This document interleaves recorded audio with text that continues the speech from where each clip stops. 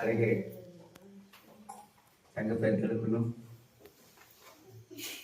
సంఘస్థులకును, పిల్లలకును, గ్రామస్తులకును mic వందనములు, శుభాశిస్తులు. దేవుడికి mic ఉంటారు కాక.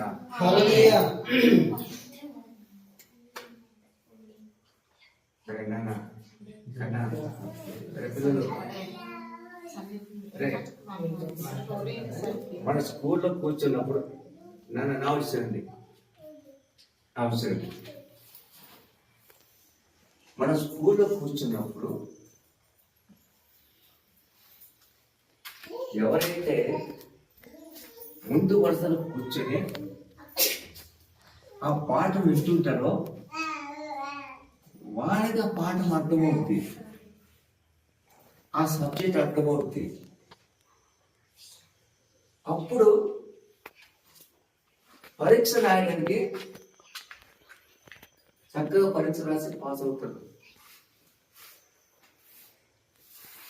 స్కూల్లో కూర్చున్నప్పుడు పాఠం చదువుతున్నప్పుడు అటు ఇటు తిరగటం, అటు ఇటు మాట్లాడడం చేస్తుంటే పాఠం అర్థం కాదు, పరీక్ష రాయడానికి ఇబ్బంది పడకపోతుంది. అలాగే దేవుని వాక్యము మన జీవితాన్ని, మన బ్రతుకుల్ని, మనల్ని నీ వాక్యము నా పాఠములకు దీపమును, నా ప్రయాణానికి వెలుగై ఉన్నది. దేవునికి మహిమ కాక.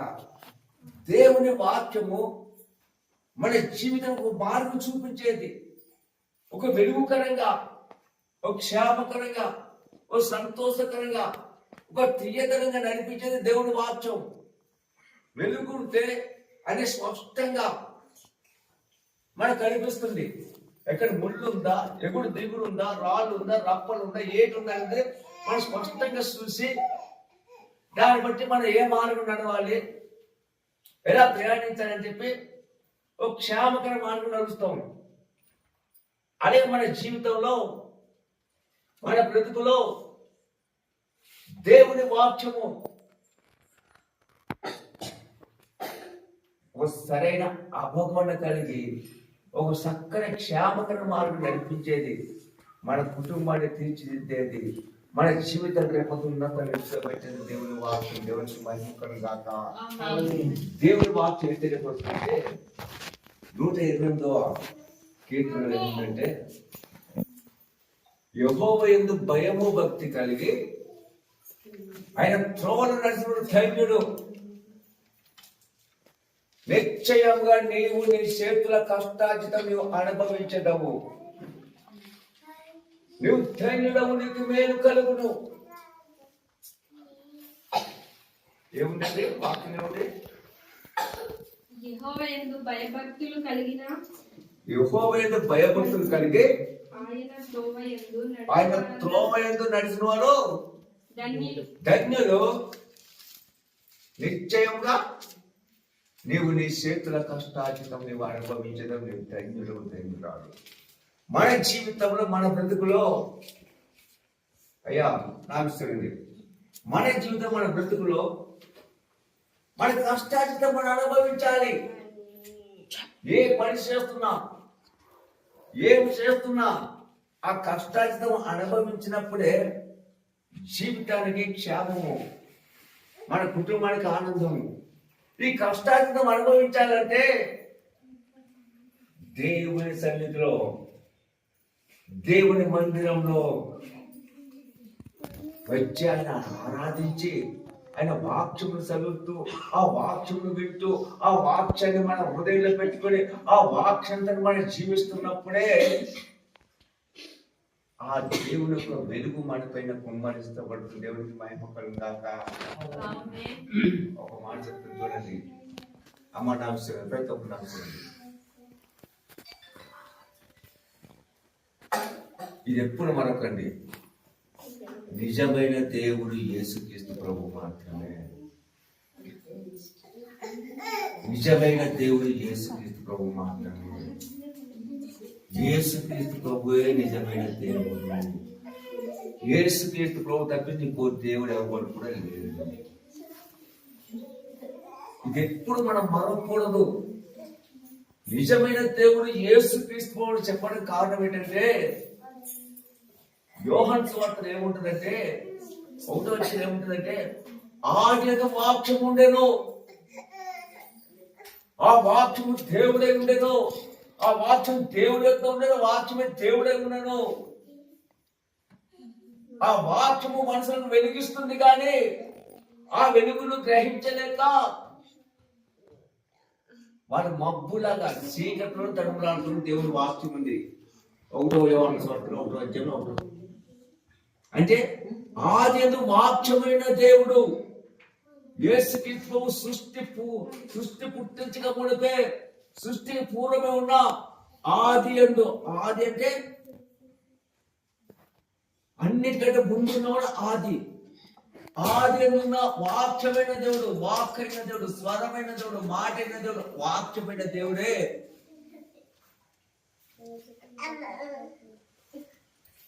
ఆయన మన కొరకు భూమిలో, అంటే నేను నీవు మనము తెలిసి చేసిన తప్పులు, దోషాలు, పాపాలు, మోసాల కొరకు ఆయన భూమిలో పుట్టాడు. ఆయన భూమిలో పుట్టి ఆయన రక్తాన్ని కార్చాడు. యెషయా గ్రంథం 53వ అధ్యాయం చదవమా. 53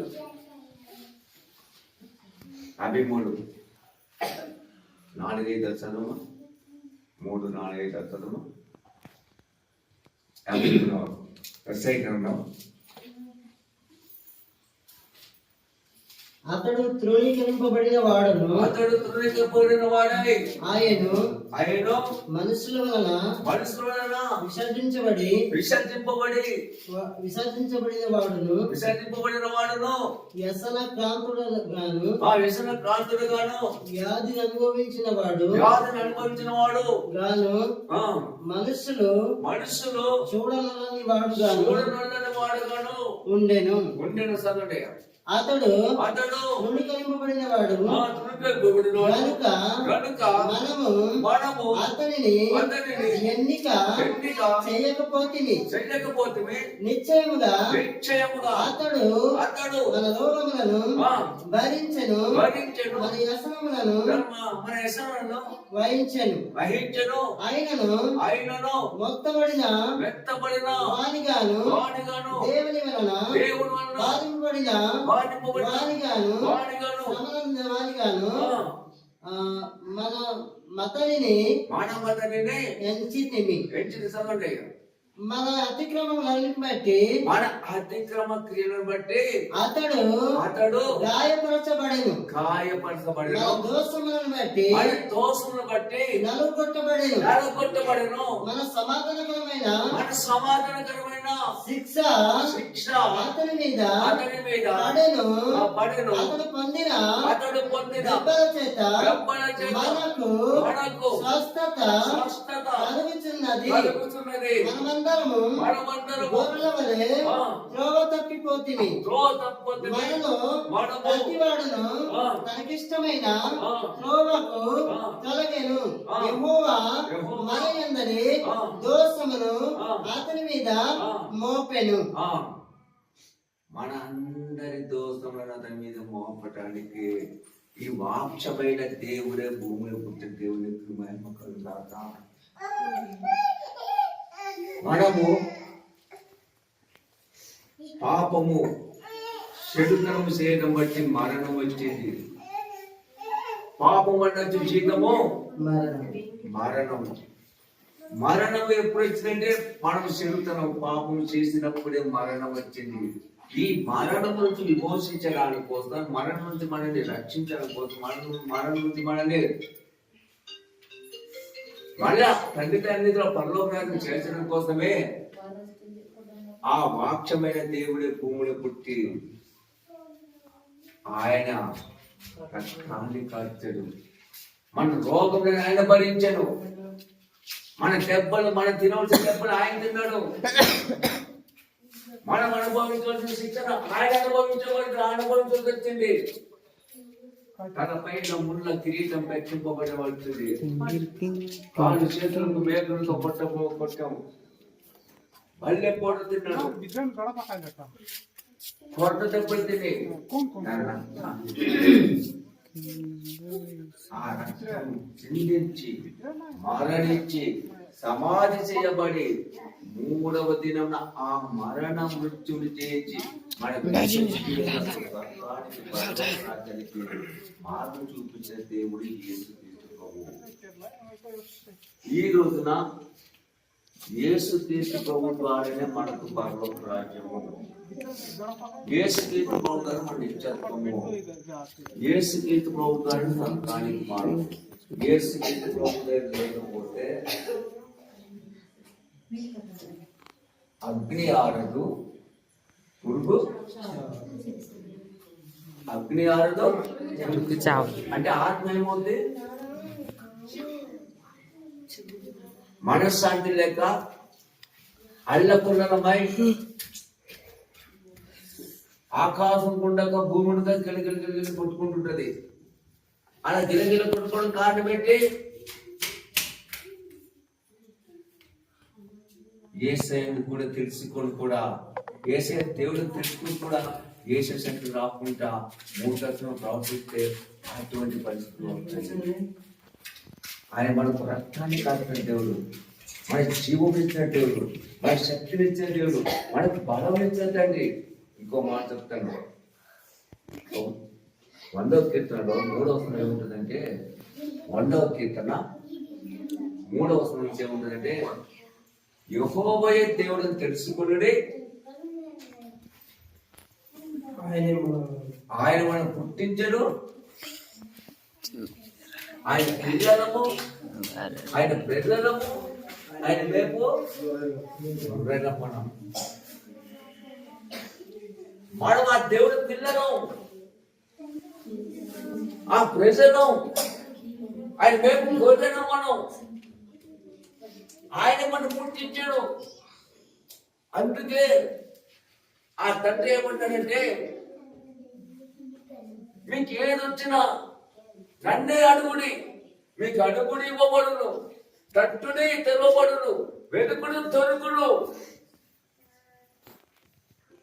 అని ఆ తండ్రి మన కొరకు ఎదురు చూస్తున్నాడు, మన కొరకు కనిపెడుతున్నాడు. అయ్యో నా పిల్లలు నా సన్నిధి కావాలి, నా పిల్లల్ని ఆశీర్వాదం పొందుకోవాలి, నా పిల్లలు జీవన పొందుకోవాలి, వాళ్ళ మంచి స్థితిలో ఉండాలని చెప్పి ఆ దేవుడు మన కొరకు ఉదయం అనే తలుపు వద్ద నిలుస్తున్నాడు. తలుపు తీసి దాంట్లో ప్రవేశించి ఆయన ఎన్నిసార్లు ప్రవేశిస్తాను దేవుడు వాక్యం దగ్గర చెప్తుంది. ఈ రోజున మన బ్రతుకులు, ఈ రోజు మన జీవితాలు ఒక నిమిషం నేను మళ్ళీ వెళ్ళిపోతాం, మళ్ళీ ఎప్పుడవుతాం మాకు తెలియదు. ఏమన్నా వాక్యం వచ్చిన విన్నప్పుడు ఏదైనా ఒక 5 నిమిషాలైనా చక్కగా ఆలకించండి నాన్న, ఒక 5 నిమిషాలు చక్కగా ఆలకించండి. మేము వాక్యం 10 నిమిషాలు మాట్లాడి సరిపోతాం కదా. అమ్మా, యేసుక్రీస్తు ప్రభు నిజమైనది. నేనైతే నా జీవితంలో నాన్న ఎప్పుడు యేసుక్రీస్తు చర్చికి వెళ్తాను కానీ, యేసుక్రీస్తు గురించి మాట్లాడడం కానీ, అసలు క్రైస్తవుతో ఉంటానని ఎప్పుడు అనుకోలేదు. నా జీవితంలో నేను చనిపోయినంత వరకు యేసుక్రీస్తు చర్చికి వెళ్తాను, యేసుక్రీస్తు గురించి మాట్లాడతాను. అసలు క్రైస్తవుతో ఉంటాను అనుకోలేదు. తాగటం, తిరగటం, ఇష్టాంతాన్ని జీవించేవాళ్ళు. అటువంటి పరిస్థితుల్లో ఒకసారి బండి మీద వెళ్తుంటే చిలకలగడ్డ బ్రిడ్జిగా యాక్సిడెంట్ అయింది. నా బండితో పుళ్ళు తాగేసి నేను బైక్ మీద వెళ్తుంటే ఒక కుర్రోడు ఆయన గుర్తించాను. 25 సంవత్సరాల కుర్రోడు. ఆ కుర్రోడు హాస్పిటల్ తీసుకెళ్ళినప్పుడు చనిపోయారు. వాళ్ళు నా పైన అన్నదిగిన పోలీసులు పట్టుకొచ్చారు. నన్ను సంపాదన చూశారు. నా చేతిలో 100 రూపాయలు లేదు. ఊరేసుకొని తావాలి, లేదంటే జైల్లో పోవాలి. ఇంకా నాకు ఆధారం లేదు. అప్పుడు యేసుక్రీస్తు ప్రభువుకు నీవే నిజమైన దేవుడైతే నా తప్పు నేను ఒప్పుకుంటున్నాను. నా తప్పును క్షమించి ఎటువంటి ఏది లేకుండా నా జీవితాన్ని నిలుచోబెట్టమంటే నీ గురించి చెప్పుకుంటాను. ఇక్కడ తాగను తిరగను మంచిగా బతుకుతాను అన్న నా దేవుడికి నేను సమర్పించుకుంటే మొక్కుబడి చేసుకుంటే ఏసీ ఎంత గొప్ప దేవుడు తెలుసా? మన ఏసు ఎంత గొప్ప దేవుడు తెలుసా? మన ఏసు ఎంత గొప్ప దేవుడు తెలుసా? నన్ను పోలీస్ స్టేషన్ కూడా తీసుకెళ్ళనుకుంటా నా జీవితం తెలుసు అతన్నిటిని పరిష్కరించి ఆయనే పరిష్కారం చేసి నా జీవితం తెలుసు. అందుకే ఈ రోజున నేను ధైర్యంగా చెప్తున్నాను, యేసు క్రీస్తు ప్రభువే మనకు కాపాడేవాడు, యేసు క్రీస్తు ప్రభువును రక్షించేవాడు. ఏ కష్టం వచ్చినా, ఏ బాధ వచ్చినా, ఏ దుఃఖం, ఏ సమస్య వచ్చినా ఆయనకి తండ్రి అని ఆయన మనం మొర పెడితే, తండ్రి అని సన్నిధిని ప్రార్థిస్తే ఏదైనా ఏదైనా ఏదైనా ఏదైనా ఏదైనా ఏదైనా ఏదైనా విడిపించేవాడు ఆయన ఒక్కడు మాత్రమే. ఆయన తప్పించి దేవుడు ఎవరు కూడా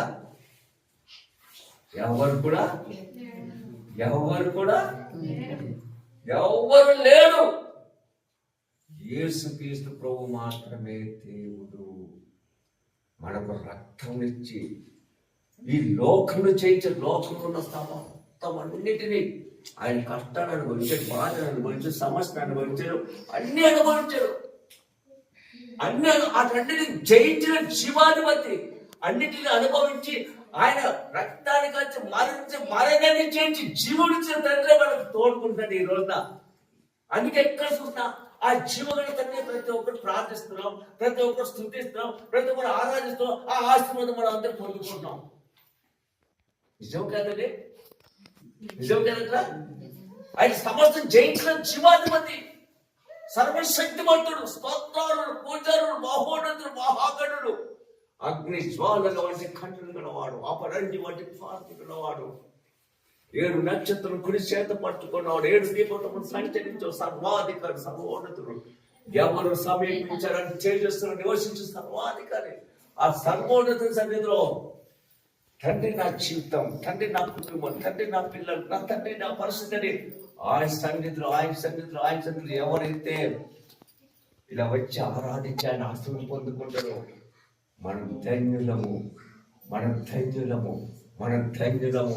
ఆయన సన్నిధికి వచ్చి ఆరాధించేవారు ధన్యులు, ఆయన సన్నిధిలో ప్రార్థించేవారు ధన్యులు, ఆయన సన్నిధిలో ఆయన మార్గంలో నడిచేవారు ధన్యులు. దేవునికి మహిమ కలుగును గాక. ఏంటండి ఈ రోజున నన్ను దయచేసి వినండి. అయ్యగారు కొద్దిగా ఎక్కువ మాట్లాడుతున్నా ఏమండి? ఓకేనా? ఎందుకంటే అయ్యగారు చెప్తా టైం తక్కువ, కానీ కొద్దిగా మాట్లాడాల్సి వస్తుంది. ఎందుకు మళ్ళీ ఎప్పుడొక మాకు తెలియదు, దేవుడు ఇచ్చినప్పుడే మాట్లాడాలి.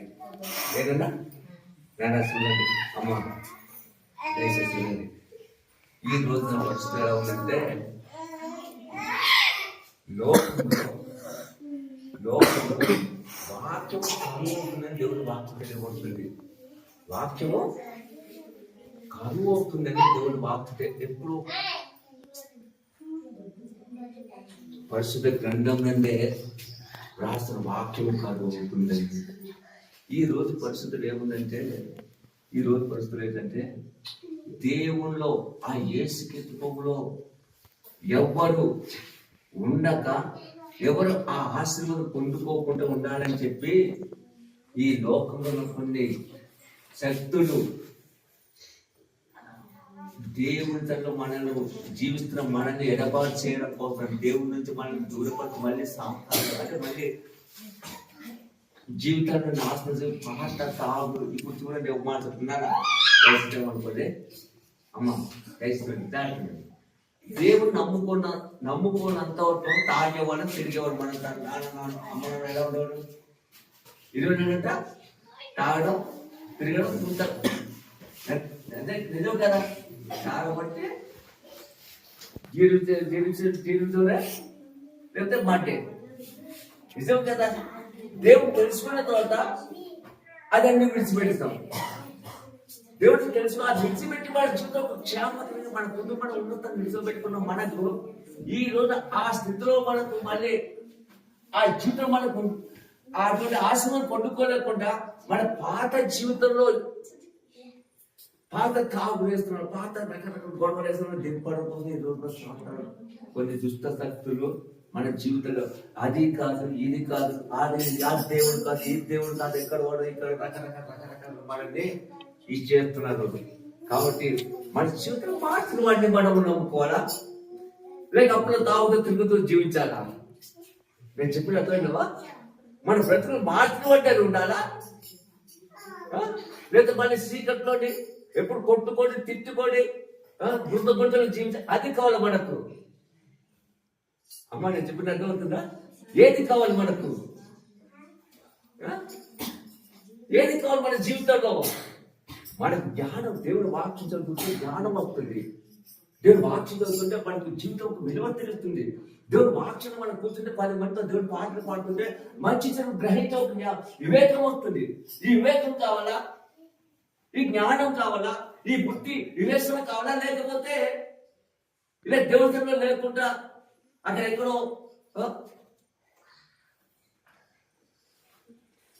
ఏదేదో జీవితాన్ని పాడు చేసుకునేది కావాలా? అది మనం గ్రహించుకోవాలి. అది మనం కాబట్టి జీవితంలో మనకు వెలిగించిన దేవుని, వెలిగించిన వాక్యమైన దేవుని, మన జీవితాన్ని ఆశీర్వదించిన దేవుని ఎప్పుడు మరొకూడదు. ఎప్పుడు ఆ దేవుని ప్రార్థన చేయాలి, దేవుని స్తుతించాలి, దేవుని మహిమ పడతాడు, దేవునికి మహిమ కలుగుగాక. ఆయనందు భయము భక్తి కలిగి జీవిస్తేనే మన కష్టాజితం మనం అనుభవిస్తాం. మన ధైర్యం మనకు మేలు కలుగుతుంది, దేవునికి మహిమ కలుగుగాక. ఒకటి ఇంకోటి చెప్తాను అయ్యా, ఇంకోటి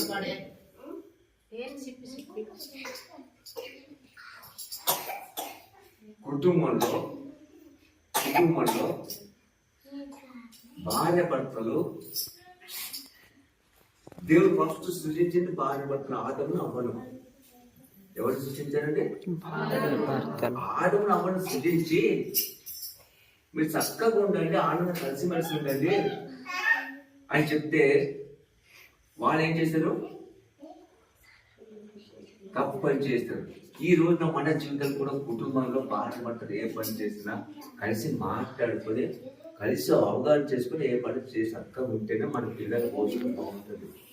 ఈరోజు భార్య భర్తలు తిట్టుకుంటూ, ఈరోజు భార్య భర్తలు మనస్పర్ధలతో ఇక్కడ ఒక మాట అక్కడ ఒక మాట, ఉన్నప్పుడు ఒక రకంగా లేనప్పుడు ఒక రకం ప్రవర్తించమనుకో, మన పిల్లలు పాడైపోవడం కారణం ఎవరు? పిల్లలు పాడైపోవడం కారణం ఎవరు? నేను తాగుతూ తిరుగుతున్నాను అనుకో నా పిల్లలు, నేను మంచిగా ఉన్నాను అనుకో నా పిల్లలు, నేను నా కుటుంబం చక్కగా ఉన్నాను అనుకో నా పిల్లలు, నా కుటుంబంతో నేను తిట్టుకొని కొట్టుకుంటున్నాను అనుకో నా పిల్లలు. పిల్లలు పాడైపోవడం కారణం ఎవరు? పిల్లలు రేపు నా మాట వినలేదు, నన్ను కొడుతున్నారు, నన్ను తిరుగుతున్నారు, అది అలాగవుతున్నారు ఇలా అవుతున్నారు, కారణం ఎవరు?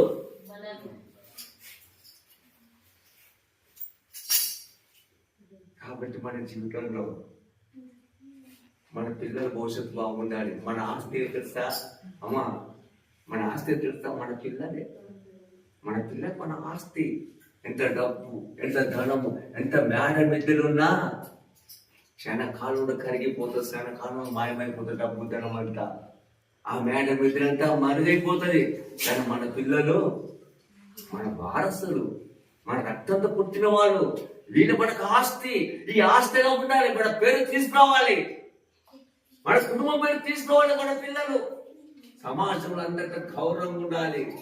అందరికీ గౌరవంగా మన పిల్లలు ఉండాలంటే ఈ రోజు మన దేవుడి భయం భక్తి కలిగిన చరిత్ర మనం ఉన్నప్పుడే మన పిల్లలు మంచి రేపొద్దున మన పేరు నిలబెడతారు, మన కుటుంబం పేరు నిలబెడతారు, సంఘం పేరు నిలబెడతారు, సమాజంలో మంచి పేరు వస్తుంది. ఇది ఎప్పుడు మార్చండి. మన ఆస్తి ఎవరు? మన ఆస్తి ఎవరండి? మన పిల్లలు మన ఆస్తి. మన పిల్లలు బాగుంటే, మన పిల్లలు చక్కగా ఉంటే, మన పిల్లలు మంచి పేరు తెచ్చుకుంటే అది ఆస్తి. అది కావాలి మన జీవితంలో.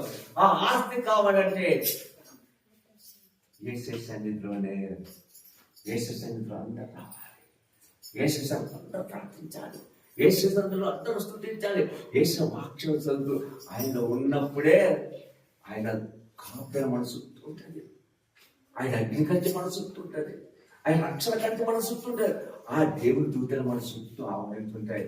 మన చుట్టే కాదు, మన పాడి పంటలు, మన వ్యవసాయము, మన గొర్రెమేక మందలు, మన సమస్తం చుట్టూ దేవుడు కాపుదల ఉంటాడు. దేవునికి మహిమ కలుగుగాక. ఈ కాపుదల ఉన్నప్పుడు ఎవరు కూడా ఆయన పర్మిషన్ లేకుండా ఎవరు కూడా వెళ్ళినప్పుడు రాలేరు. ఒకవేళ అటువంటి పరిస్థితి వచ్చినా అది మనకు పరిశోధించబడి నిలదొక్కుంటామని పరిశోధించే అటువంటి శ్రమలు వస్తాయి. ఏంటి వాడు నిలదొక్కుంటావా? నిలదొక్కలేమని యోగుకు శోధన వచ్చింది. ఏంటి నిలదొక్కలేడు నా సన్నిధి ఎలా ఉన్నాడు శోధన వచ్చింది. దాని శోధన జయించిన వాడు మన జీవితంలో కూడా కష్టాలు చూసి, లేక బాధలు చూసి, సమస్యలు చూసి కృంగిపోకూడదు. బాధపడుతూ, నలిగిపోతూ, ఏడుస్తూ జీవితాన్ని పాడు చేసుకోకూడదు. వాటన్నింటినీ జయించే జీవాధిపతిని యేసుక్రీస్తు మనతో ఉన్నారు.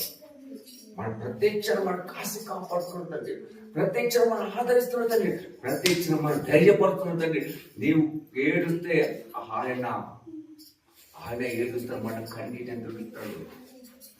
మన దేవుడు ఏంటంటే మనం ఏడుస్తే ఆయన ఏడుస్తాడు. అయ్యో నా కుమార్తె బాధపడతాడు, అయ్యో నా కుమార్తె బాధపడుతురా, దాన్ని పరిష్కరించు. ఆయన కన్నీటిని తుడిచే దేవుడు, నాట్యంగా చేసే దేవుడు మన యేసయ్య దేవుడికి మహిమ కలుగుగాక. మన జీవితాన్ని ఉన్నత నిల్చోబెట్టే దేవుడు యేసుక్రీస్తు. మన బ్రతుకుని ఉన్నత నిల్చోబెట్టే దేవుడు యేసు. మీరు ఒక తాగుబోతు తిరిగిపోతే తిట్టుకొని కొట్టుకొని అంతగా జీవితం. ఈరోజు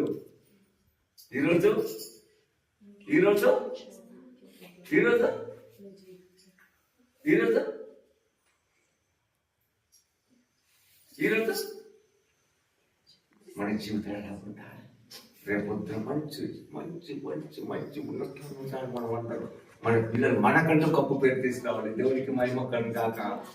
మన పిల్లలు 1000 తరాలు, మన 1000 తరాలు ఆశీర్వాదం పొందుకోవాలి. 1000 తరాలు దీవెన పొందుకోవాలంటే ఒక యేసుక్రీస్తు ప్రభువులోనే. కాబట్టి యేసుక్రీస్తు ప్రభు కాకుండా దేవుడు ఆడు ఈడు రకరకాల మనల్ని త్రోవ తప్పించడానికి, మన చీకట్లు బ్రతకడానికి, మన శరీరంలో మనల్ని నడిపించడానికి ప్రయత్నించే వాళ్ళు ఉంటారు. జాగ్రత్తండి, ఇది ఎప్పుడు మారకండి. మన దేవుడు ఎప్పుడు విడవద్దు, ఆ దేవుడు ఎప్పుడు మారవద్దు.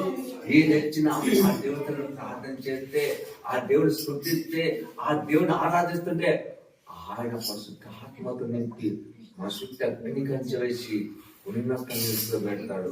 అటువంటి కృప జీవగలదండి మనకందరికీ అనుగ్రహించను కాక.